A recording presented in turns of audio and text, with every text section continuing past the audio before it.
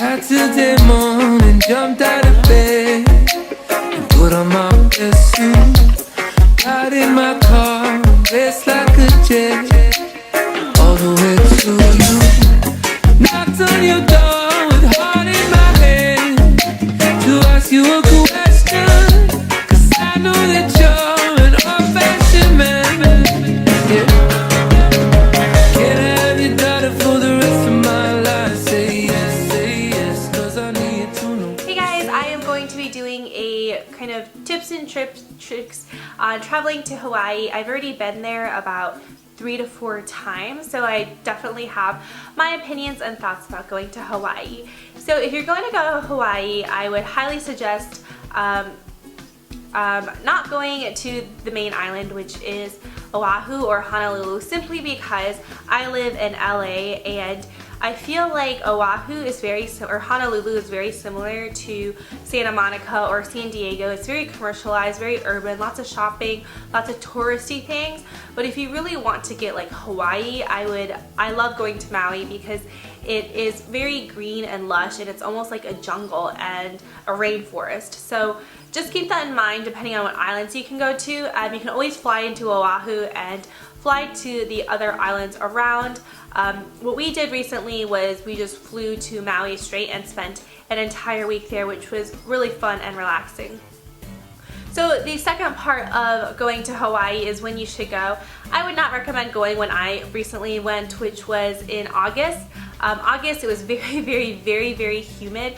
Basically, I would wash some of my underwear and socks, and then I would hang them to dry, and it took about 3 to 4 days for them to fully dry. Whereas in LA, if I just air dry them, it would take only about half a day or so. So it's very humid, which means it's very sticky, and also there's a lot of mosquitoes. So if you're going hiking or exploring like kind of the rainforesty areas, you're gonna get a ton of mosquito bites, and I definitely got my fair share of mosquito bites.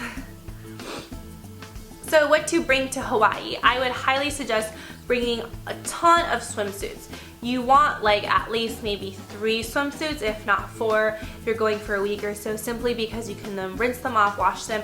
If one pair of swimsuits dry, you can wear another swimsuit. You're gonna be living in your swimsuits all day, and then I would suggest like getting cover-ups, like wearing cover-ups all the time. Cover-ups in terms of dresses, in terms of kimonos. I got a ton of kimonos, which was great because you can simply put them over your swimsuit and throw on a pair of shorts and you're good to go. So anything that's like kind of cover-up-ish, like somewhat see-through, like you can kind of see your swimsuit but still gives you coverage so you can go to restaurants and things like that, is a great outfit to wear in Hawaii. Definitely try to pack like a hat or a visor or something because the sun is very strong. And also definitely bring lots of sunscreen, or else if you're like me and TSA confiscated all your sunscreen, you should go and get some at the drugstores there. Now everything in Hawaii is just way marked up. Everything is like, you take everything, you multiply it by 1.3 or something, and that's basically the price of what it is in Hawaii. Everything there is way more expensive, so just be cognizant of that. And then about where to stay. So I really wanted to talk about the Banana Bungalow in Maui, which is where I stayed, and I absolutely love that place. It's actually a hostel, and I will be honest, it is not the cleanest or most like spacious, wonderful hostel. There is no air conditioning, but it is amazing because it's just full of young European people, like Europeans in their 20s, and they're basically just traveling or traveling alone, and they have free tours every day. So they actually go and fill you up in a van and take you to tours like Haleakala, the hike in Haleakala, which if you're in Maui, I highly suggest checking out.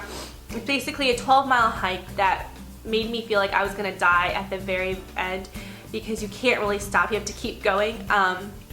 You basically hike in this volcano crater, and you get to see the sunset or rise from the end of your hike. So either Haleakala, they take you there, and if you want to go with a tour group, it would probably cost you $150 or $200 for them to actually take you there on the tour.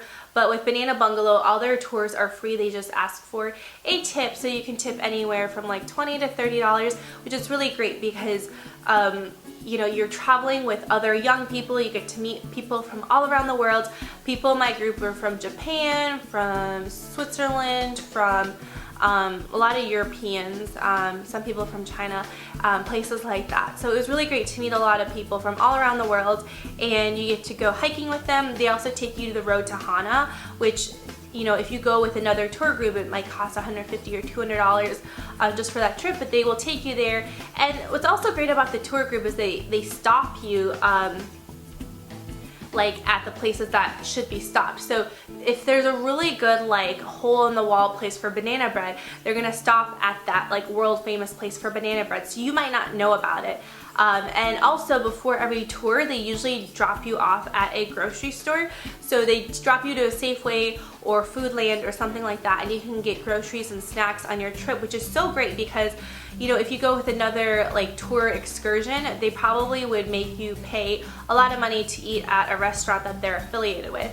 So it's great that they were able to kind of drop you off at grocery stores so you can get snacks, so that way you don't need to spend a ton of money while traveling there. So if you are, you know, traveling in Maui and you're not going to rent a car, or you're traveling by yourself and you don't really care about being a little bit grungy, I highly recommend the Banana Bungalow.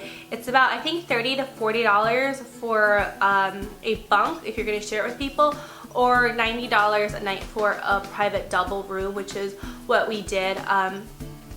Again, it's not the cleanest place. It is not like, you know, it's not, there's no like room service, and there's no like every day like they clean your rooms and stuff, but it was still a really, I highly recommend it simply because it's one of those things when you're young and you can afford to kind of stay in hostel-like environments and interact with people from all around the world. And also they take you, you know, snorkeling with sea turtles. What else did we go? We went to a bunch of beaches. We went to actually Little Beach, which is a nude beach, and it's really interesting because every Sunday nights they have like weird festival dancing going around, but I would have never known about that unless I went with you know, like Banana Bungalow. So I highly recommend you guys check it out if you want to stay. If you're looking for a cheap place to stay in Maui, I will have the link, their Yelp page below, if you do want to check them out. And tell them you found out about them through me on YouTube. Going to Hawaii, there's definitely a lot of hiking, so bring a pair of hiking shoes. I think it's really important to invest in a pair of hiking shoes because the incline and decline are very, very steep. So it's important to get good hiking shoes. If you're going during kind of the rainy season, bring a rain. So when you're hiking, and if you get rained upon, your clothes aren't sopping wet for the rest of the hike. So that is all I have to say about my trip to Hawaii and tips and travel tips for Hawaii. Thank you all so much for watching, and let me know what your favorite places to visit in Hawaii are. I'll talk to you guys later. Bye!